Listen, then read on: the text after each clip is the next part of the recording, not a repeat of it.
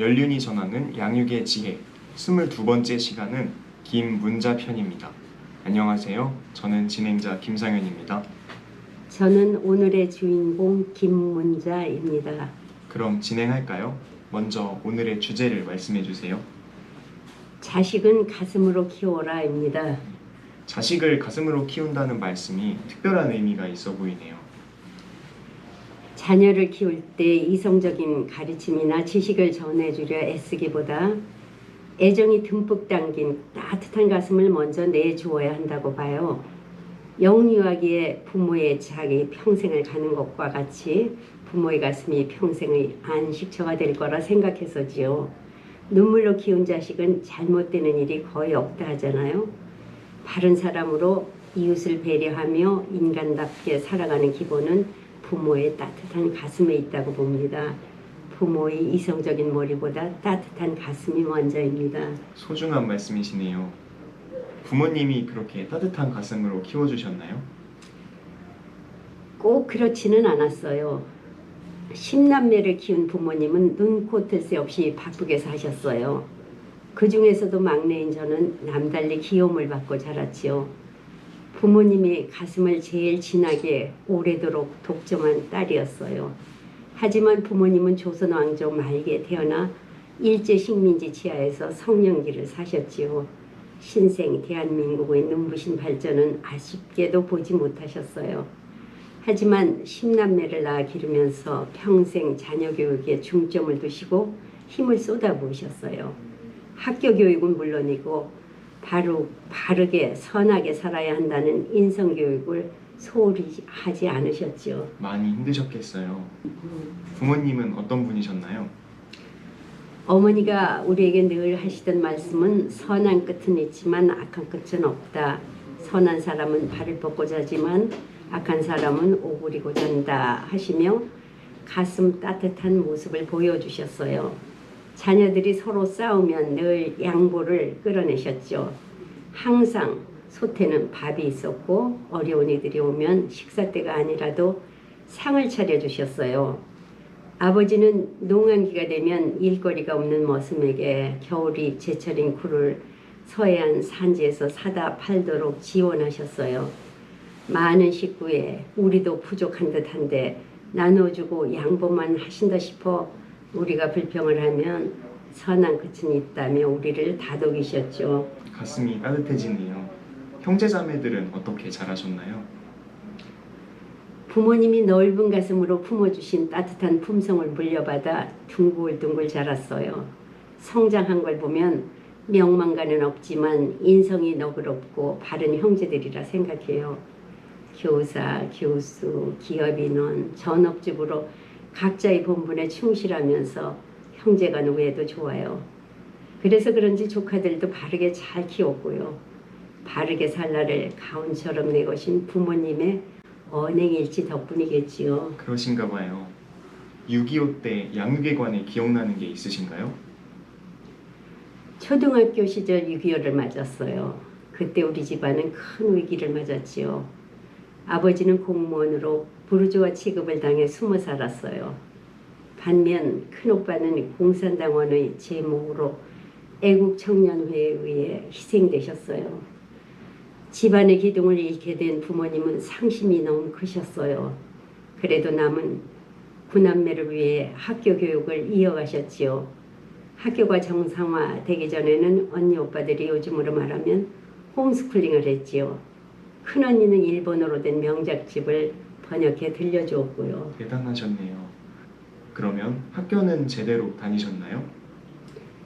아버지는 충남 서산에서 10남매를 그때 상황에 맞춰서 중단 없이 학교를 보내는 대단한 분이셨어요. 모두 대학을 가는 그 분위기였으니까 저도 덩달아 갔어요. 서울에는 큰언니가 안암동에 자리를 잡고 형제들을 돌봐줬지요. 집 가까운 대학을 가느라 열심히 공부해 인근 명문대학을 들어갔어요. 학비는 아버지의 어려움을 알고 모두 장학금이나 알바로 해결을 했어요. 나는 법학을 전공했으니 사법시험에 패스를 해야 하는데 그만 성공을 못했어요. 아이고 어떡해요. 그러면 본인 자제분들은 어떻게 키우셨나요? 우리 부부는 일남일녀를 두었어요. 밝고 바르게만 자라주길 바랬지요. 공부는 내가 어려서 했던 것처럼 그냥 잘할 거라 믿었고요. 기대만큼 하지는 못했지만 아이들 성적에 연연해 하지 않기로 했어요. 하지만 욕심을 완전히 내려놓지는 못했고 그래서 속상하긴 했어요. 그런데 남편은 그만하면 됐지 하면서 태평인 성품이었고요.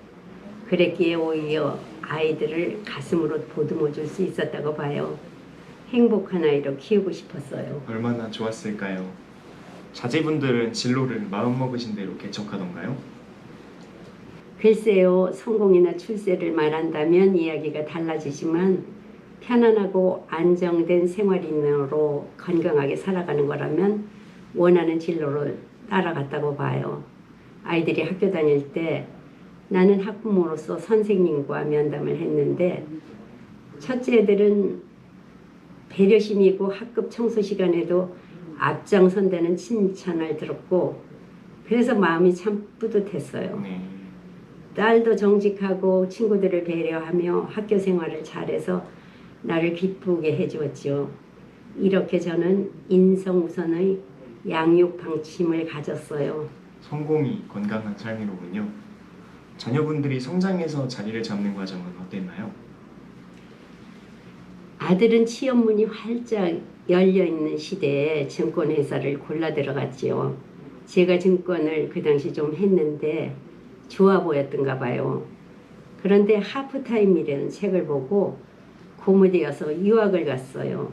학생인 손주가 둘이라 사표를 긋고 말렸지만 결국 가족을 데리고 미국으로 갔지요. 제가 자식 일에 적극적으로 개입한 것은 출산을 2명 권한 것과 이번 일이었어요. 아무튼 아들은 새 전공으로 박사학위도 받고 자기 일을 잘 해가고 있어요. 딸은 시동생 연고가 있는 미국으로 보내 그래픽 디자인을 전공했는데 지금은 상담학까지 공부를 해 분주하게 살고 있어요. 자제분들이 모두 원하는 삶을 사시네요. 손주들은 어떻게 양육을 하고 있으신가요? 아이는 혼자 크면 안 되고 둘 이상이 같이 커야 한다는 게 저희 지론인데 아들, 딸이 수긍해줘서 손주를 둘씩 두었죠. 제가 10남매였던 걸 생각해 보세요. 손주들 양육은 엄마가 주로 담당하죠. 아들네는 무슨 비법이 있는지 와일드할 수밖에 없는 남자애들이 사춘기에도 일탈 없이 모범생으로 컸어요. 아빠 따라 미국에 가서 영어를 배워 대학 생활을 잘한대요. 딸은 독특한 교육관을 갖고 있어요. 공부보다 사람 됨됨이를 중요하게 여기지요. 집에는 TV도 없고 통화만 되는 2G 폰을 써요. 손녀는 독서와 운동, 악기, 그림 그리기 등으로 에너지를 발산하고 손자는 야구단 선수로 활동을 하며 성장해요. 전인적 인간을 지향하는 듯하지요. 특별한 양육이네요. 양육을 다시 하신다면 어떻게 하시겠어요? 지금은 인성교육의 중요성이 알려지긴 했지만 양육 현장은 살벌할 만큼 경쟁적이잖아요. 네. 내 아이들만 학습에서 소외될까 걱정이 돼요. 아마도 많이 망설일 것 같기는 해요. 하지만 여전히 변함없는 것은 많은 지식을 갖고 있는 것보다 행복한 삶의 방식을 터득하는 게 더 중요하다고 봅니다. 그런 점에서 저는 따뜻한 가슴으로 키우겠어요. 그리고 노노에 나오는 말인데 지지자는 불여 호지자예요. 호지자는 불여 낙지자라는 말이 있어요. 아는 것은 좋아하는 것만 못하고 좋아하는 것은 즐기는 것만 못하다는 뜻이죠. 이 말처럼 매사에 좋아하는 일을 즐기며 하라고 하지요. 네, 교훈이 되는 말씀이십니다.